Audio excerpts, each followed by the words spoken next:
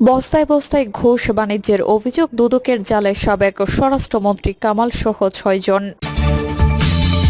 এদিকে হাসিনাকে ভারতে আশ্রয় দেওয়ায় মোদির সমালোচনা করলেন ওয়াইসি। জানাবো শেখ হাসিনার পালানো ছাড়া বীরত্বের কিছু দেখেনি বললেন রিজভী। এবং সর্বশেষে জানাবো আমার জেতা আসন ছিনিয়ে নিয়েছে আরাফাত, পেলেই গণধোলাই হিরো আলমের বার্তা। এতক্ষণ শুনলেন সংবাদ শিরোনাম, এবারে বিস্তারিত। বস্তায় বস্তায় ঘুষ বাণিজ্যের অভিযোগ, দুদকের জালে সাবেক স্বরাষ্ট্রমন্ত্রী কামাল সহ ৬ জন। সিন্ডিকেটের মাধ্যমে বিভিন্ন কায়দায় ঘুষ লেনদেন ও নিয়োগ বাণিজ্যের অভিযোগে সাবেক স্বরাষ্ট্রমন্ত্রী আসাদুজ্জামান খান কামাল সহ ৬ কর্মকর্তার বিরুদ্ধে অনুসন্ধান শুরু করেছে দুর্নীতি দমন কমিশন। সংস্থার প্রধান কার্যালয় থেকে সিদ্ধান্ত নেওয়া হয়েছে। উপপরিচালক মোহাম্মদ জাহাঙ্গীর আলমের নেতৃত্বে গঠন করা হয়েছে একটি অনুসন্ধান টিম। দুদকের উপপরিচালক জনসংযোগ মোহাম্মদ আক্তারুল ইসলাম এই তথ্য নিশ্চিত করেছেন। সিন্ডিকেটের অন্য সদস্যরা হলেন স্বরাষ্ট্র মন্ত্রণালয়ের দায়িত্বপ্রাপ্ত একাধিক মন্ত্রীর পিএস এর দায়িত্ব পালন করা বহুল আলোচিত অতিরিক্ত সচিব হারুনুর রশিদ বিশ্বাস, যুগ্ম সচিব ধনঞ্জয় কুমার দাস, প্রশাসনিক কর্মকর্তা মোল্লা ইব্রাহিম হোসেন, সহকারী একান্ত সচিব মনির হোসেন এবং জনসংযোগ কর্মকর্তা শরীফ মাহমুদ অপু। দুর্নীতি দমন কমিশনের দুদকের কাছে অভিযোগ আছে, সাবেক স্বরাষ্ট্রমন্ত্রী আসাদুজ্জামান খান কামাল স্বরাষ্ট্রমন্ত্রীর দায়িত্ব পাওয়ার পর থেকেই বেসুমার ঘুষ বাণিজ্যে মেতে ওঠেন। কথিত আছে, ঘুষ হিসেবে তিনি বস্তাভর্তি টাকা নিতেন। পুলিশ, মাদক দ্রব্য নিয়ন্ত্রণ অধিদপ্তর ও ফায়ার সার্ভিস থেকে এই টাকা আদায় করে পৌঁছে দেওয়া হতো ধানমন্ডি ও ফার্মগেটের বাসায়। প্রতি রাতে এইসব সংস্থার কর্মকর্তাদের আনাগোনা ছিল তার বাসায়। তৎকালীন অতিরিক্ত সচিব ডক্টর হারুনুর রশিদ বিশ্বাসের নেতৃত্বে এই সিন্ডিকেট গড়ে তোলা হয়েছিল।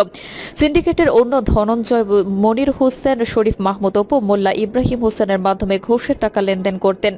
নিয়োগ, বদলি, পদোন্নতি ও বিভিন্ন কাজের কমিশন বাবদ হাজার হাজার কোটি টাকা হাতিয়ে নিয়েছে এই কামাল হারুন সিন্ডিকেট।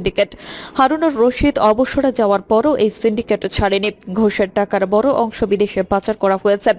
জেলায় পুলিশ সুপার নিয়োগ সর্বনিম্ন ৮০ লাখ থেকে সর্বোচ্চ ২ কোটি টাকা পর্যন্ত নিত এই চক্র। এই সিন্ডিকেটের আশীর্বাদ ছাড়া পুলিশের কেউ কোনো জেলায় বা গুরুত্বপূর্ণ পদে পদায়ন পেতেন না। দুদক অভিযোগ পেয়েছে ২০২২ সালের ৩০ জুন গাজীপুর মেট্রোপলিটন পুলিশের জিএমপি কমিশনার হিসেবে নিয়োগ পান ডিআইজি মোল্লা নজরুল ইসলাম। ৫ কোটি টাকার বিনিময়ে মোল্লা নজরুলকে গাজীপুরের কমিশনার হিসেবে পদায়ন করা হয়। এর মাস খানেক আগে হারুনুর রশিদ বিশ্বাসের কাছে ৫ কোটি টাকার একটি চেক দেন মোল্লা নজরুল। পরবর্তী সময়ে গাজীপুরের কমিশনার হিসেবে নিয়োগের পর হোটেল ওয়েস্টিনে হারুনুর রশিদের কাছে নগদ ২ কোটি টাকা দেন তিনি। এই সময় আগের দেওয়া চেকটি ফেরত নিয়ে মোল্লা নজরুল ৩ কোটি টাকার আরেকটি চেক দেন। পরে বাকি টাকাও দেওয়া হয়। এসব টাকা বস্তায় ভরে পৌঁছে দেওয়া হতো আসাদুজ্জামান খান কামালের ফার্মগেটের বাসায়।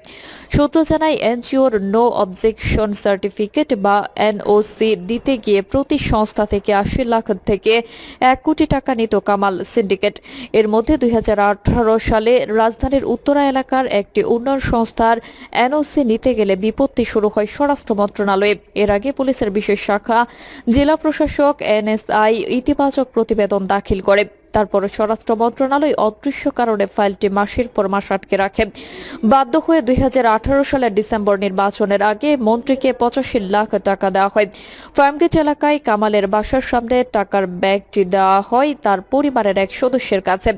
আরও অভিযোগ আছে, ফায়ার সার্ভিস এবং সিভিল ডিফেন্সে কোনো সার্কুলার হলে মন্ত্রীর দপ্তর থেকে একটি তালিকা পাঠানো হতো।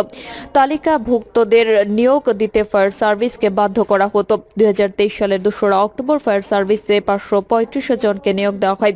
এর মধ্যে ৪৩৬ জন পুরুষ ফায়ার ফাইটার, ১৫ জন নারী ফায়ার ফাইটার ও ৮৪ জন গাড়ি চালক ছিলেন।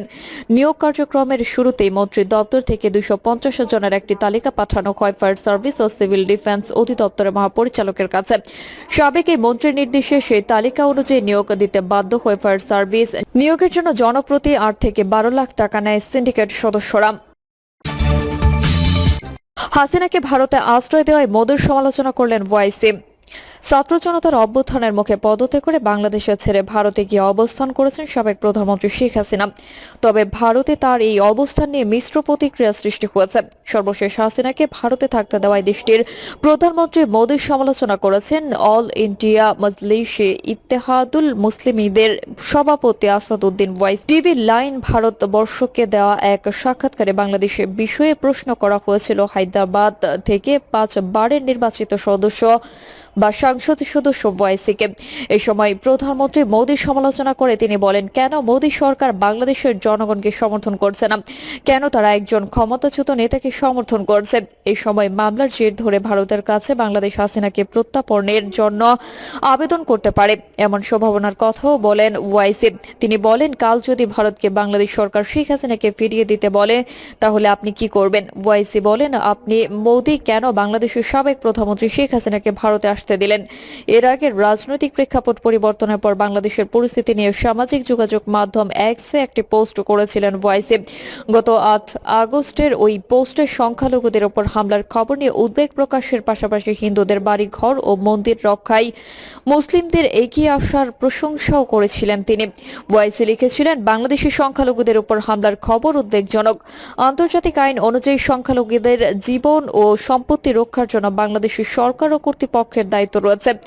এমনও খবর আছে, দেশের সংখ্যাগরিষ্ঠ মুসলিম সম্প্রদায়ের অনেকে সংখ্যালঘু হিন্দু সম্প্রদায়ের বাড়ি এবং উপাসনালয়গুলো রক্ষা করেছে। এই আদর্শই হওয়া উচিত। শেখ হাসিনার পালানো ছাড়া বীরত্বের কিছু দেখিনি বললেন রিজভী। শেখ হাসিনার রাজনৈতিক জীবনে পালানো ছাড়া বীরত্বের কিছু দেখিনি বলে মন্তব্য করেছেন বিএনপি সিনিয়র যুগ্ম মহাসচিব রুহুল কবির রিজভী। তিনি বলেন, আজকে স্বৈরাচার পালিয়ে গিয়ে কত কথাই তারা বলেছেন। একদিন তার এক মন্ত্রী বলেছিলেন, তার পিতার নাম ধরে তার কন্যা কখনো পালায় না। আমরা তো শেখ হাসিনার রাজনৈতিক জীবনে পালানো ছাড়া বীরত্বের কিছু দেখিনি। আওয়ামী লীগের নেতাকর্মীদের উদ্দেশ্যে রিজভী বলেন, শেখ হাসিনা পালিয়েছেন তার আত্মীয় স্বজন সহ। আজকে যারা এখন আড়ালে আবডালে শেখ হাসিনার জন্য অস্ত্রপাত করেছেন তাদের মনে রাখা উচিত, তিনি হেলিকপ্টার দিয়ে নিজে পালিয়েছেন, তার বোনকে নিয়ে তার আত্মীয় স্বজন সব পালিয়েছেন। আর আপনারা যারা নেতাকর্মী সামান্য একটি খুরুর জন্য এই 17 থেকে 18 বছর ধরে গণতন্ত্রকামী মানুষের উপর যুবলীগ ছাত্রলীগের পোশাক পরে বা তাদের আশ্রয়ে ছাত্রলীগ যুবলীগ হয়ে কত যে নিপীড়ন নির্যাতন করেছেন, কত যে রক্তাক্ত করেছেন তার কোনো শেষ নেই। আর আজকে তার জন্য মায়া কান্না করছেন। আওয়ামী লীগের নেতাকর্মীদের উদ্দেশ্যে বিএনপির এই মুখপাত্র আরো বলেন, তাকে শেখ হাসিনাকে জিজ্ঞেস করুন, আপনি আমাদের ফেলে গেলেন কারণ আপনার আত্মীয় স্বজনরা কেন আমাদের সঙ্গে নিয়ে গেল না? আমি আওয়ামী লীগের ওই সমস্ত নেতাকর্মী এখন যারা অন্ধকারে বসে তার জন্য মায়া কান্না করছেন তাদের বলি, আপনাদের তো আপনার নেত্রীর সঙ্গে কথা হয় দেখলাম। এক জেলার সাধারণ সম্পাদক তাদের নেত্রীর সাথে কথা বলেছেন, আপনারা কি বলতে পারলেন না? আপনি আপনার আত্মীয় স্বজনকে নিয়ে গেলেন, বোনকে নিয়ে গেলেন, আপনার পুত্র তো আগেই দেশের বাইরে থাকে, আপনার কন্যা থাকে বিদেশে। আপনার আরো যে আত্মীয় স্বজন, কোথায় সেই নিক্সন, কোথায় সেই হেলাল, কোথায় সেই শেখ তন্ময়, কোথায় শেখ সেলিম? তার তো কেউ বাংলাদেশে নাই। আত্মীয় স্বজনকে নিরাপদ করে আপনি চলে গেলেন, জনগণের দুর্বার আন্দোলনের স্রোতে নেতাকর্মীদের ফেলে গেলেন কেন? তিনি বলেন, পৃথিবীর যারা অসীম সাহসী নেতৃত্ব এবং দেশপ্রেমী হয় তারা নিজের দেশ রেখে নিজেদের নেতাকর্মীদের ফেলে রেখে যায় না। বেগম খালেদা জিয়া কি পেয়েছে? দেশনেত্রী বেগম খালেদা জিয়াকে মঈনুদ্দিন ফখরুদ্দিনরা কত চেষ্টা করেছে, পারেননি, কিন্তু তখনও আপনাকে চেষ্টা করে তারা সফল হয়েছিল। পরে তিনি শেখ হাসিনাকে অভিমান করে বললেন, মঈনুদ্দিনকে উনি গেলেন না, কিন্তু আমি কেন যাব? উনি গেলেন না ওনার অদম্য দেশপ্রেম, উনি গেলেন না ওনার এক গভীর ভালোবাসা জনগণের। সেই কারণে দীর্ঘ 6 থেকে 7 বছর কারাগারের মধ্যে রোগে শোকে কাতর হওয়ার পরেও তার কণ্ঠ, তার সাহস, উদ্যম, দেশের প্রতি ভালোবাসা এক অনবদ্য প্রেরণার অংশ হয়েছিল। গণতন্ত্রকামী মানুষের কাছে রিজভী বলেন, দেশনেত্রী বেগম খালেদা জিয়াকে কোনো আস্থাই না পেরেছে স্বৈরাচারী এরশাদ, না পেরেছে শেখ হাসিনা, না পেরেছে মঈনুদ্দিন ফখরুদ্দিনরা।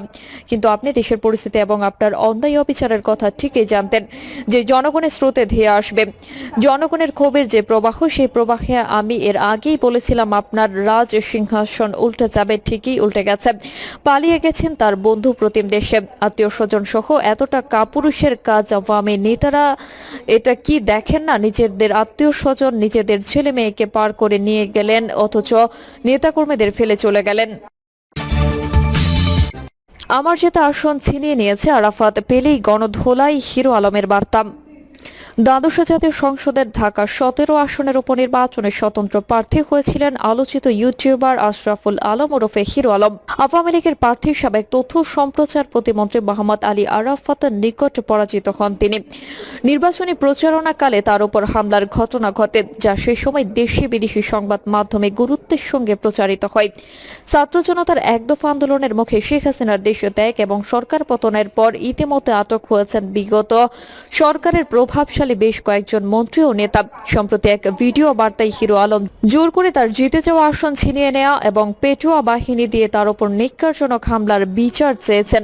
হিরো আলম বলেন, জোর করে আমার জেতা আসন আমার থেকে কেড়ে নেওয়া হয়েছে।